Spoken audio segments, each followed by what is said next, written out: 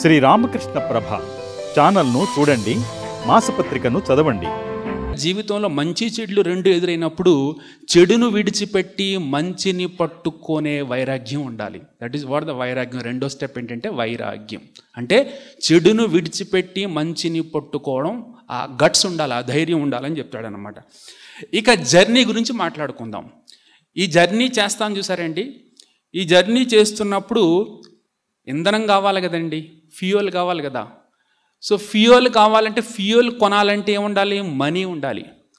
So ఇక్కడ ఈ right destination చేరుకోవడానికి ఈ ప్రయాణంలో మనకు ఉండాల్సిన మనీ ఏంటంటే, దాన్ని ఏమంటారంటే స్పిరిచువల్ వెల్త్ అంటారు. డబ్బు కాదు, కరెన్సీ నోట్లు కాదు, ఇక్కడ ఉండాల్సింది ఏముండాలంటే స్పిరిచువల్ వెల్త్.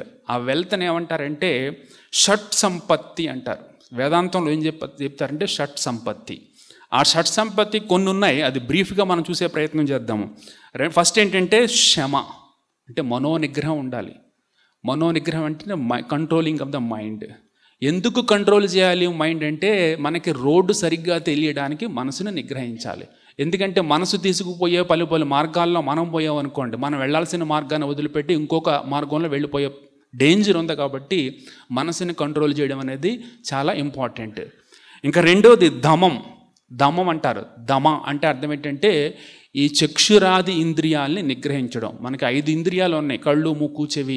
ఇవి ఎప్పుడు కూడా బాహ్య ఇంద్రియాలతో అంటే వాడి ఆబ్జెక్ట్స్తో మమేకమై ఉంటాయి. ఈ కన్ను ఉందనుకోండి, కన్ను ఎప్పుడు కూడా చెడ్డ విషయాలను చూడడానికి ఇంట్రెస్ట్ చూపిస్తూ ఉంటుంది. ఈ చెవి ఉందనుకోండి, ఎప్పుడు కూడా ఎవరి మీద ఏదైనా చెప్పుకోవాలని అనిపిస్తూ ఉంటుంది.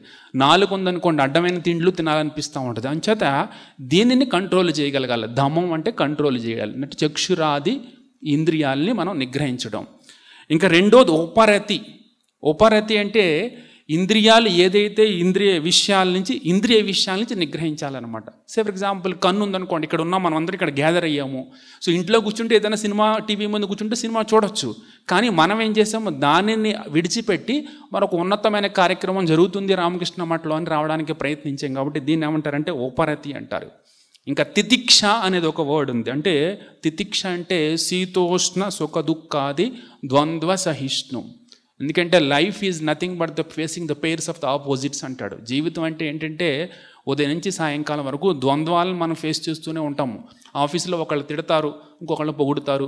ఇంట్లో ఒకళ్ళు తిడతారు, ఒకళ్ళు పొగుడుతారు. బిజినెస్లో లాభం కాసేపు, రేపు నష్టం రావచ్చు. సో జీవితం అంటే ఈ ద్వంద్వాలను మనం ఫేస్ చేసుకుంటూ అధిగమించుకుంటూ పోవడమే జీవితం. అంటే దానికి ఏం ఉండాలంటే తితిక్ష ఉండాలి, అంటే కొద్దిపాటి సహనం ఉండాలి.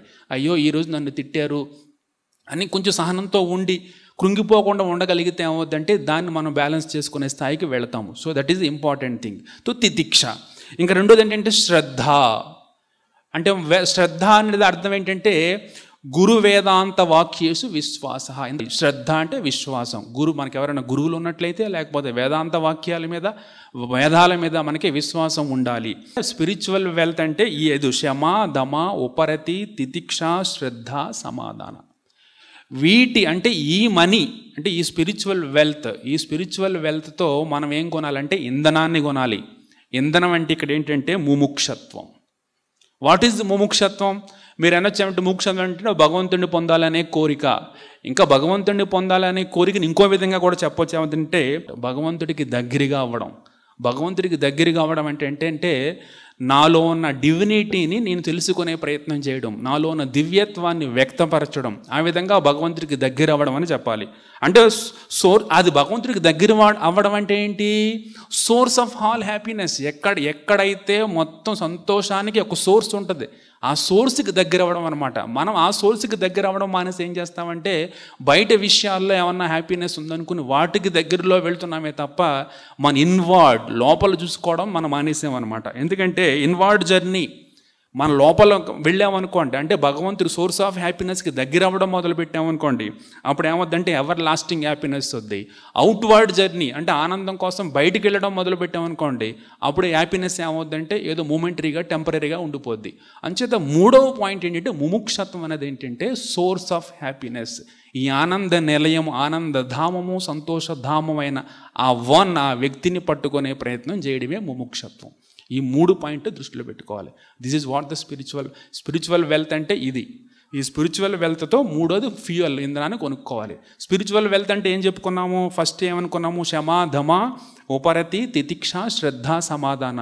ఈ 5 ఆటిలతో కూడా, ఈ 5 ఆటిలతో మనం ఏం చేయాలంటే ఈ స్పిరిచువల్ వెల్త్ చేతి నిండా పట్టుకుని, అంటే ప్రాక్టికల్గా నిరూపించుకుని, అంటే మనసులో మనం ఇవన్నీ ఆచరణలో పెట్టుకుని ప్రాక్టికల్ లైఫ్లో ఆచరణలో పెట్టినప్పుడు ఏమవుద్దంటే దెన్ ఆటోమేటికలీ ముముక్షత్వ, అంటే నేను I wanted to be closer to God, భగవంతుడికి దగ్గరగా అవ్వాలి. I wanted to find out what is the source of all happiness, ఈ ఆనందాలకి అన్నింటికీ రూట్ ఏది, సంతోషానికి రూట్ ఏది అనే విషయాన్ని తెలుసుకుని దానికి దగ్గరయ్యే ప్రయత్నం చేస్తూ ఉంటాను, దాన్ని కనుగొనే ప్రయత్నం చేస్తూ ఉంటాను.